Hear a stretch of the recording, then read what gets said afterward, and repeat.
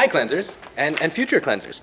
My name is Dave Cachadel. I'm the Physique Transformation Specialist here at Phuket Cleanse. And today, we're upstairs at the villa and I'm going to show you how to get an effective workout using minimal equipment. With this workout, you'll be stimulating every muscle group in your body and you'll be effectively on your path to losing weight or gaining or maintaining your muscle mass depending on your goals. I'm going to be very specific about the form. I'm going to be very specific about the way I execute these maneuvers because I can't be there with you, but I'm going to show you with as flawless form as I possibly could so that you can imitate exactly what you see on this video. The first exercise we're going to do is a squat. We're going to add a little bit of a progression to this squat because we're trying to maximize our time and maximize our time efficiency here. So we're going to do most exercises as a two-part exercise, so working the lower body and the upper body. And this is what a healthy squat looks like. Shoulders are rolled back, chin is up and frontwards, and you start this maneuver by bending your knees and sticking your butt out the back. It's very important because when you bend your knees and stick your butt out the back, your weight stays centered over your hips, and this will allow you the proper shoulders back posture. Here we go. So with a breath in on the way down. 1 and 2 and 3, 4, 5, exhaling on the way up, 6, taking your breath in on the way down, 7, 8, 9,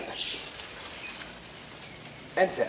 The tempo, what I want is a controlled descent, which means about 2 seconds down, so 1, 2, no pause at the bottom, and a powerful push upwards. So the tempo here is 2, 0, 1. What that means is 2 seconds down, 0 seconds rest, 1 second up. This is a progression. You have to become comfortable with the squat first. Once you're comfortable with the squat, then you add the curl. And it's going to look like this. Squat, up, curl. Squat, and curl. And you're just going to repeat this 12 to 15 times as you begin, or as you get more comfortable with the movement. You can increase the weight and do about 8 to 10 repetitions. Now you have to remember, the more weight you use doesn't mean you're going to build muscle. That's diet dependent. The more weight you use is more challenging to your neuromuscular system and your body, and it just means you're going to get more results.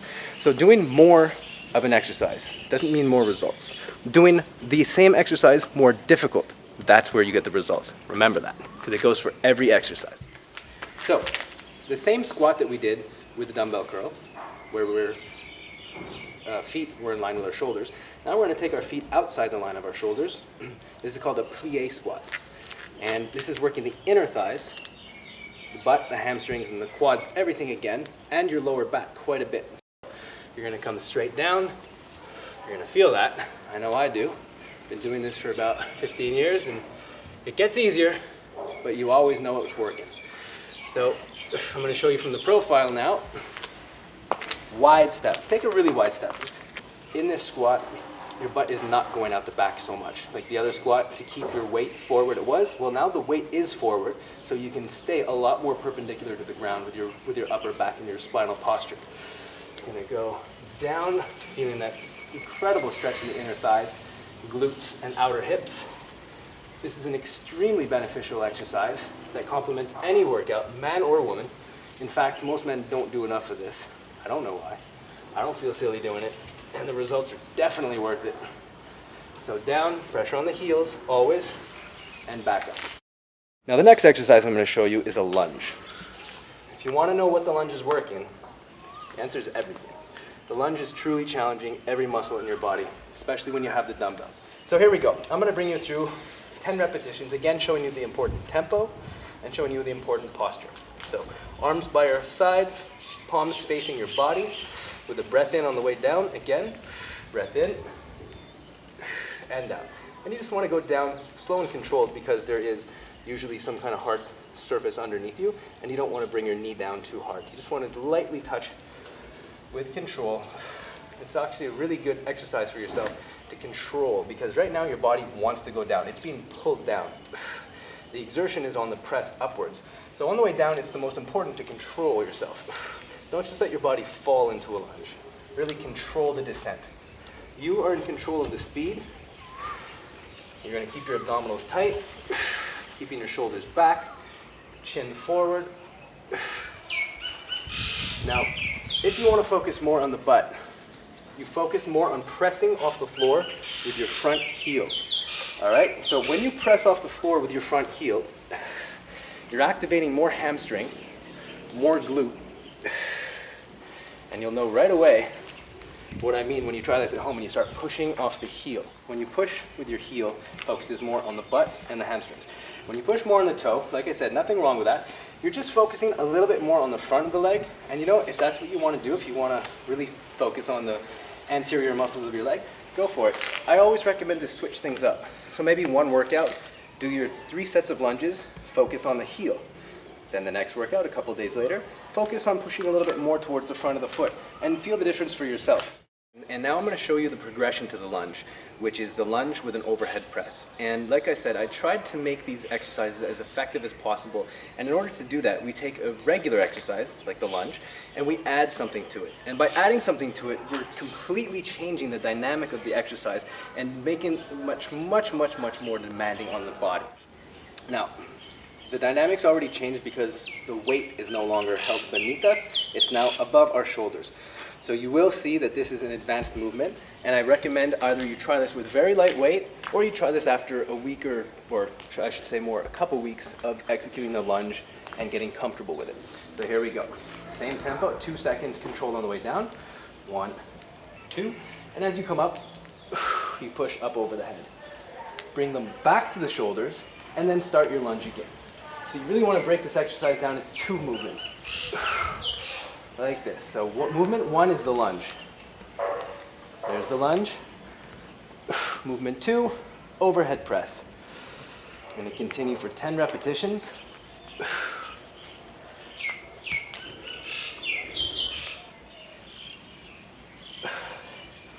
So some people will ask me at this point, do I need to touch the weights over my head? No, you don't need to touch the weights. You also don't need to make special care that they're not touching or that they are touching. I'll show you again. Your overhead position, like this, fine. Like this, also fine. Wide, no good. Too close touching, also no good. It's a stress on your shoulder joints that you don't need. You want to press just straight up, and you'll find that your body will naturally arc the weights inwards to a comfortable point, and that's where you stop. You don't try to push it in. You're not getting better results from making more range of motion. Just push straight up over the head, just like that. The next exercise that we're going to do is going to be very different. So again, I'm going to take a break, and I recommend that everybody take a 45-second break between their exercises. This doesn't mean a complete break, or it can if you want. If you really need to calm the heart rate down, that's fine, because remember, it's quality of the reps, not quantity. You want to make sure that you save your energy and put every piece of energy you have into your reps. So take a break, like I need right now. All right, we're back. Just me and my dumbbells, just like you at home, just you and your dumbbells, nothing more you need. Just show up with your energy, with your focus, with your dedication and motivation, and some dumbbells. That's all you need for a great workout. The deadlift is a leg exercise. It's also a back exercise. And what we want to do with the deadlift is pay specific attention to our curvature of our spine, our shoulder position, and the particular bend in our knees. And I'll explain that in a second because there's more than one way to do a deadlift. I'm going to show you what's called a stiff leg deadlift. It doesn't mean you have stiff legs, it just means you're not bending at the knees like a squat. Roll the shoulders back, pressure on the heels, this is important, pressure on the heels, and you're going to maintain that pressure on the heels as you go down. So here we go. Again, you're breathing in on the way down, exhaling on the way up.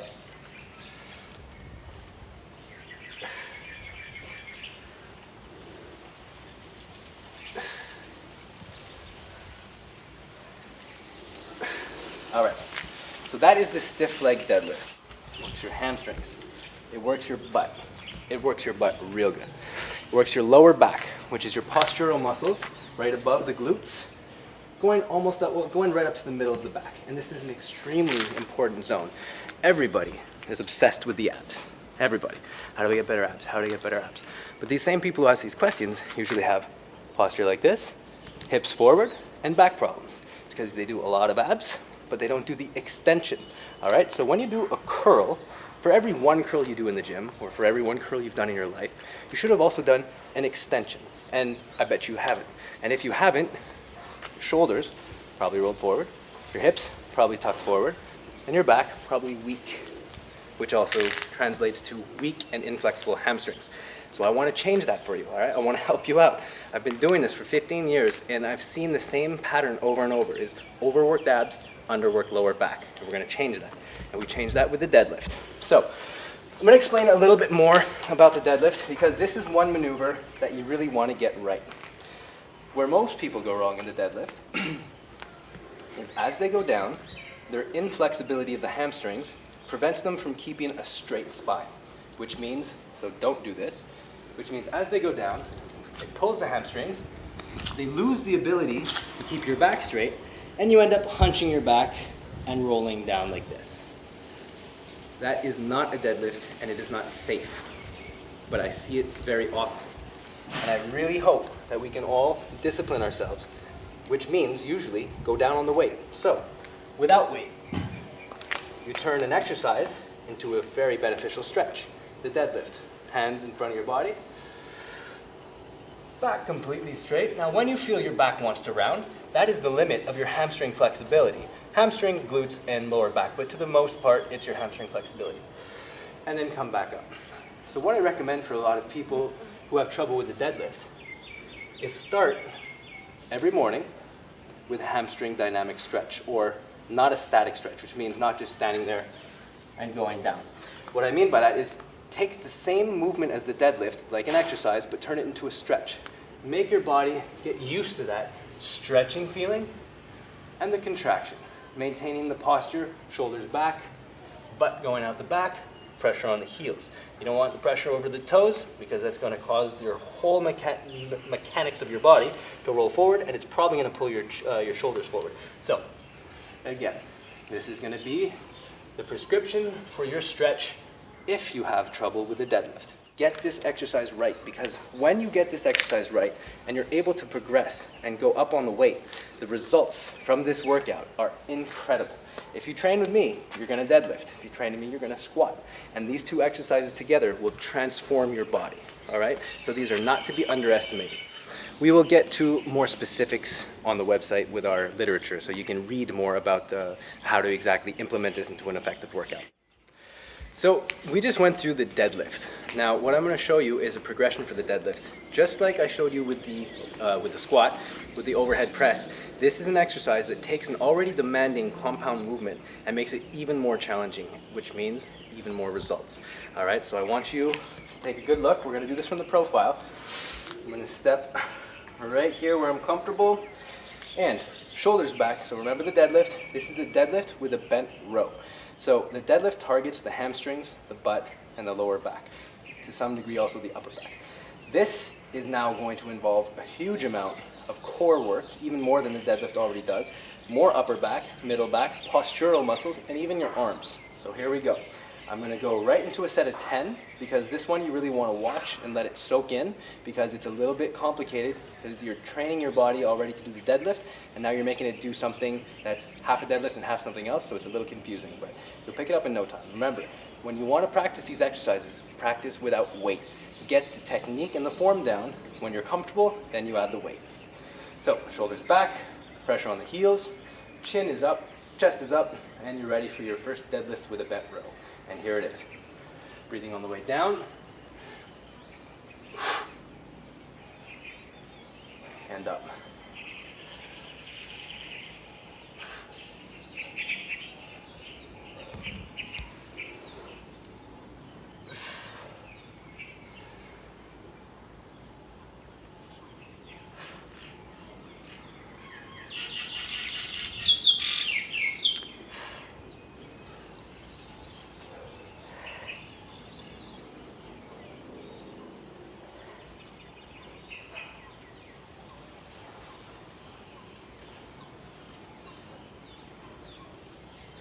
All right, so there's the deadlift with a bent row. It is not an easy exercise, but the good news is it's an extremely effective exercise.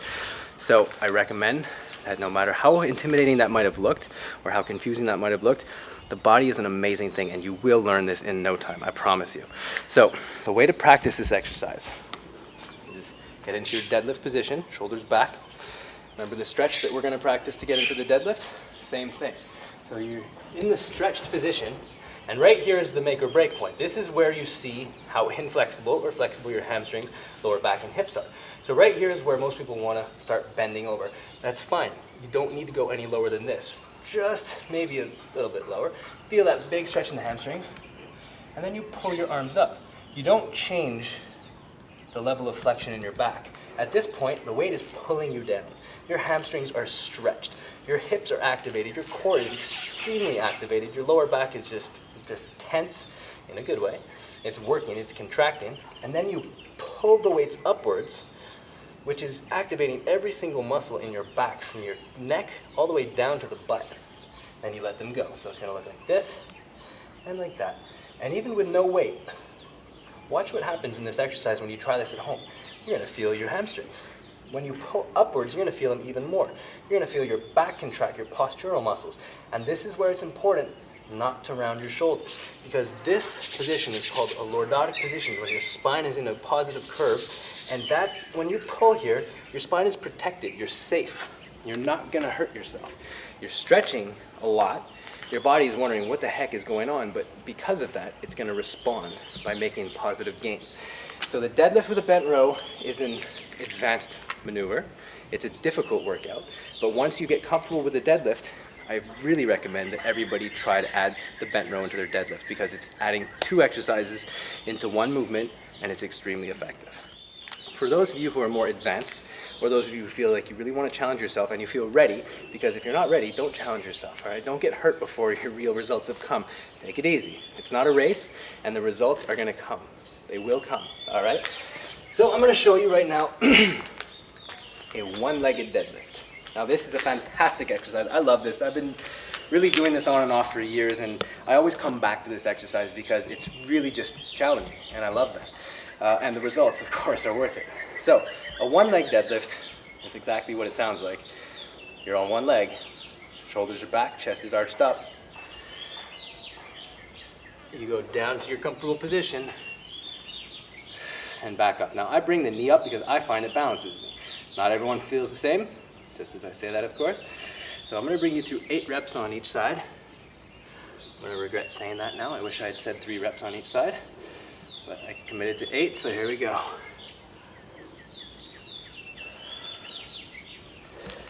Now you're using this back leg as your balancer, okay? Your rudder, let's call it. This is steering you for when your body starts to get a little bit out of control.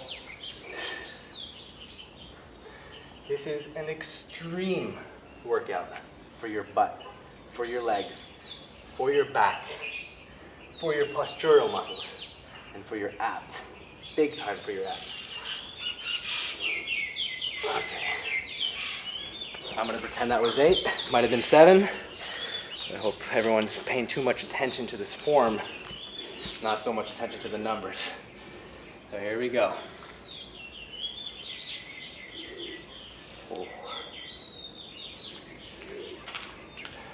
Now, I can't stress enough how important it is to challenge yourself to make the descent of this exercise, this motion right here, as slow and controlled as possible. Not only does it make the exercise more effective, but it's safer. And there's a principle in working out called time under tension. And the slower you do some exercises, the more results you get. And this is a great exercise to take that opportunity to slow it down, challenge yourself, challenge your control, and just keep it slow and controlled. I'm going to say that was 8. And my hamstrings are green. I mean, really, I just did 8 on each side with not too much of a weight, and they're screaming right now. If I walk away from this exercise right now, I would be missing something because I should have done a 2nd and a 3rd set, and I hope you all are at home. But just to give you an idea, just from that one 10 rep or 8 rep exercise I just did, my hamstrings are going to respond. I'm going to gain flexibility from that, I'm also going to get more blood flow to the area, and it'll just set me up for having more results the next time I train my legs. So I recommend everybody do 2 to 3 sets of 12 to 15 reps per exercise I showed them. Now, exercises like this one-legged exercise, you don't have to do 12 to 15 per side. That's asking too much. I would recommend 8 to 10 each side, maximum. You're fine with 8 to 10 each side. For your squats, for your two-legged deadlift, for your plie squats, for your deadlift for the bent row, those are all exercises you can go 12 to 15 reps. For these one-legged exercises and the lunges, 8 to 10 per side is plenty. And how you make these exercises more difficult is you go up on the weight. It's an old school principle, but it's the one that works. There's a reason why people in the gym, in the weight room section, are really changing their bodies. You see these people and 2 months, 3 months later, they're really changing their bodies. And you see a lot of people on the treadmill, and you see the same person for 5 years with the same body. Weights change your body, okay? Cardio will help your weight resistance program be more effective in your physique transformation. But cardio will not change your physique, all right? There is a magic formula with the two. And through my research and through 15 years of doing this, I've seen that 45 minutes of weight training followed by 35 minutes of cardio is the magic formula for really changing what's going on right here. All right, so that means 45 minutes of a weight training routine that is structured, where you're going from one exercise to another with 45 seconds break to maximum 1.5 minutes, and completing them with intensity and with focus on the quality of each rep. After 45 minutes in the weight section, you go over to the treadmill or the stair stepper, elliptical if you want, not as effective, bike if you like it, and you spend 35 minutes there. What happens right here, I'll explain this really quickly, but during your 45-minute workout, you burn your glycogen, which means you burn the carbohydrates that are stored in your body. Once your carbohydrates are gone, you have one source of fuel. It's body fat, okay? So the reason why it's more effective to burn body fat by working out first and cardio second is because the cardio is now your fat burner. You've used your glycogen stores, you've used your carbohydrates that you've eaten either that day or the day before that are stored in your muscles, they're gone, all right? And now your fuel is your muscle, and that's where you want to be. So once you go to that system, 45-minute workout, 35 to 45 minute, now I say 35 to 45 minutes, if you love to run, I'm not going to stop you, all right? Go 50 minutes, go an hour, but don't go more than that, because then you start to mess with your cortisol levels, and then you go into an overburn, and then you actually will slow down your metabolism or just be starving all day and keep it, or make it impossible to keep your calories low. So before I go off, because again, when it comes to these things, I can really talk forever, the magic formula, 45 minutes in the weight room, 35 to 45 minutes on the treadmill. And that will change your physique faster and more effectively than anything you've ever done before, I promise, when you work out with intensity. Now, not everyone has the luxury of being able to afford a trainer or to know a friend who will go to the gym with them and motivate them. But what I've just showed you here with these exercises is all you need for your lower body, for your core and posture to make excellent results. I also recommend everyone do a push-up, which I can show you. You know what? While we're here, I'm going to show you. All right. So standard push-up, plank position. You know what? While I'm here, there's 2 exercises that I did not show you that now that I'm down here, I realized these shouldn't be left out either. The plank and the push-up. So here is a plank.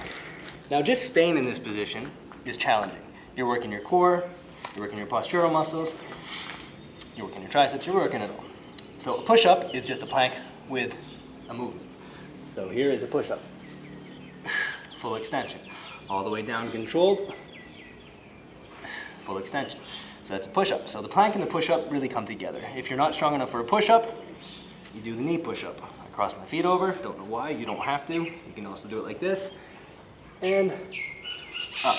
There is nothing wrong with a knee push-up. They're extremely effective. So if you don't have the strength to do normal push-ups, do 12 to 15 knee push-ups. And in fact, a lot of people, when they're starting their pursuit for a better body, they don't even have the power to do 12 to 15 knee push-ups.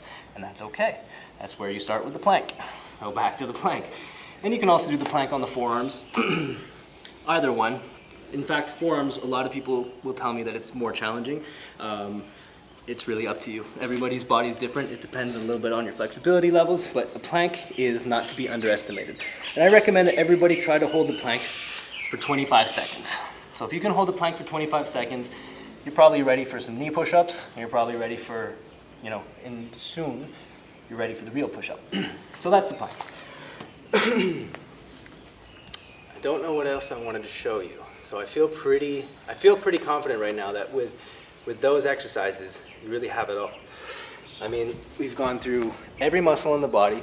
Now what we haven't done is we haven't isolated anything as far as the biceps and triceps go. So if you feel like you don't like your arms, you want to make changes to your arms, all the workout that we did, or most of the workout that we did, will challenge your arms. The bicep curl, that was a bicep isolation exercise. Now it's not a high volume of them, so if you're really trying to work in your arms, you can always just, at the end of this workout, you can take some 5, 10, 15 pound dumbbells, and you can just do standard dumbbell curls, all right? Just extra focus on the biceps. Or for triceps, you can do overhead tricep extension. So one arm or two arm. This is what I recommend if you're gonna do a tricep exercise. But keeping in mind that your push-ups, knees or regular push-ups, have a huge impact on your triceps. So if you feel like you're not working here enough and you're doing your push-ups, you are working them enough. You're working them fine. As you progress into your workout, or as you add different weights or different workout machines to your home fitness center, you can just focus on whatever you want. But the basis of it is what I just showed you here. This is sufficient to give you an effective, fat-burning, physique transforming workout. So I hope that everybody learned today. I hope that everybody has taken something from this, because what I just showed you really, it's all you need. All right? So go to the PhuketCleanse.com website, take a look at our articles. There's always going to be something new on fitness and something on routines. So if there's any questions, you can always go to our Ask Us a Question section and just fire off a question. All right? We're here for you. We have probably met you. Most of you watching this are ex-cleansers, and we miss you, and we hope to see you again. And this is a service we want to provide for you, because when you experience what a detox can feel like, and you know that the extra element to that, to perfecting what your challenge is, the fitness aspect, well, this gives you a starting point, and we're here to help guide you through it. So whatever you want, just please ask us. We're here to help. Thanks, guys.